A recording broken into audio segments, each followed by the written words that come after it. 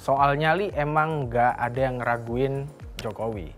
Dia mungkin satu-satunya presiden Indonesia yang berani tuh melawan negara-negara besar, Uni Eropa, Amerika Serikat untuk melakukan hilirisasi nikel. Nggak tanggung-tanggung, berulang kali loh Jokowi itu bilang, kalau kita digugat ya lawan lagi, kalah lawan lagi, kayak yang ini nih. Jangan tengok kanan kiri, lurus terus hilirisasi. Digugat di WTO terus, kalah tetap terus. Karena inilah yang akan melompatkan negara berkembang menjadi negara maju bagi negara kita. Jangan berpikir negara kita akan menjadi negara maju kalau kita takut menghilirkan bahan-bahan mentah yang ada di negara kita. Gayung bersambut, ternyata nyali Jokowi itu juga dimiliki oleh Ganjar Pranowo, terutama soal hilirisasi nikel. Di acara Asosiasi Pengusaha Indonesia atau APindo Senin lalu, Ganjar Pranowo menyatakan mendukung penuh dan siap melanjutkan program hilirisasi nikel Presiden Jokowi. Karena menurut Ganjar, hilirisasi nikel adalah salah satu kunci untuk menjadikan ekonomi Indonesia maju dan mandiri. Persis kayak kata Pak Jokowi. Tentu, pernyataan Ganjar perlu kita sambut baik. Seenggaknya nih, kita kan jadi tahu bahwa Ganjar telah berani menunjukkan visi ekonominya ketika nanti terpilih. Di tengah-tengah nih, bakal capres lain itu ya masih abu-abu. Nggak menunjukkan nyalinya apalagi visi ekonomi. Masih sibuk nyari dukungan koalisi parpol, muter-muter di situ-situ aja. Nggak menunjukkan gagasan ke depannya. Selain itu, hilirisasi nikel memang sangat menjanjikan bagi perekonomian Indonesia. Setelah program hilirisasi dilakukan Jokowi, terbukti pendapatan ekspor nikel itu meningkat. Dari pendapatannya yang hanya 3,3 miliar dolar pada 2017, kini Indonesia bisa meraup sampai 30 miliar dolar atau setara 450 triliun rupiah. Pertanyaannya, emang Ganjar beneran mampu ya lanjutin hilirisasi nikel Jokowi? Yuk kita bahas. Halo dulur, gue Ahsan.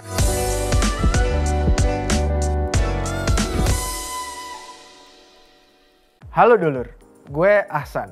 Selamat datang lagi di Think Tank. Ketika bicara hilirisasi, tentu yang paling penting dibahas selain regulasi dan keberanian adalah kesiapan sumber daya manusia. Karena hilirisasi berarti menambah nilai manfaat bahan mentah. Artinya terjadi proses pengolahan yang melibatkan kesiapan infrastruktur dan tenaga yang terampil untuk melakukannya. Dalam koridor itulah gue akan menilai kesiapan Ganjar. Berdasarkan riset yang telah gue lakukan, ternyata nggak butuh waktu lama untuk mengetahui bahwa Ganjar selama menjadi Gubernur Jawa Tengah bisa dibilang sangat perhatian terhadap pembangunan manusia dan juga infrastruktur pendukung ekonomi. Mari kita urai satu persatu ya.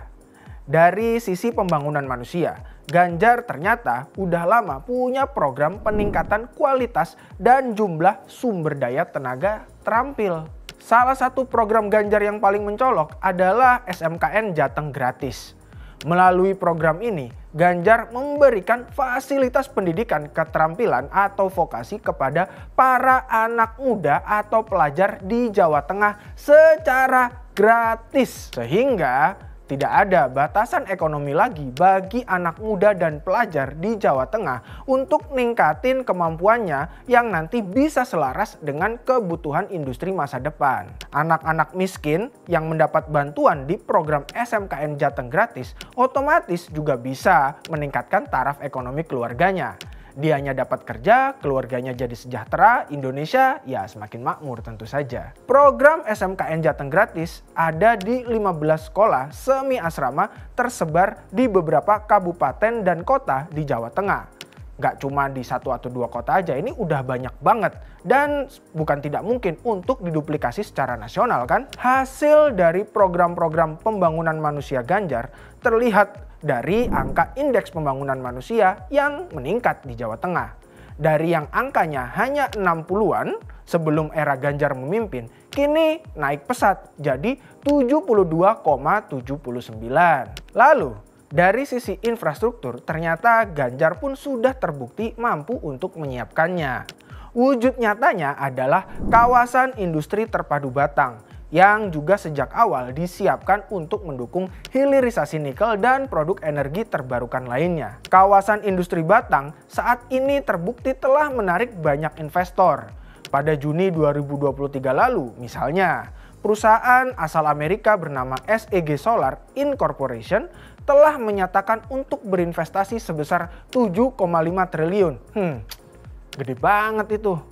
Kerja-kerja Ganjar mana lagi yang kalian ragukan itu? Gede loh investasinya. Alasan perusahaan tersebut adalah karena kawasan industri Batang mempunyai kesiapan infrastruktur pendukung untuk pengembangan produk energi terbarukan mereka. Salah satunya panel surya. Fakta ini tentu menunjukkan bahwa Ganjar sebagai gubernur juga telah lama berorientasi untuk menopang ekonomi nasional, bukan sekadar ekonomi Jawa Tengah. Ini pun menunjukkan bahwa sebagai gubernur, Ganjar ini benar-benar membantu presiden mewujudkan program-program strategis nasional. Nggak malah ngelawan presiden kayak ya you know lah yang kemarin di Jakarta. Kembali ke pertanyaan awal, maka bisa gue katakan Ganjar memang siap banget dan bisa melanjutkan program hilirisasi nikel Jokowi. Ganjar sudah memiliki rekam jejak yang pasti dalam membangun sumber daya manusia dan infrastruktur pendukung untuk hilirisasi nikel.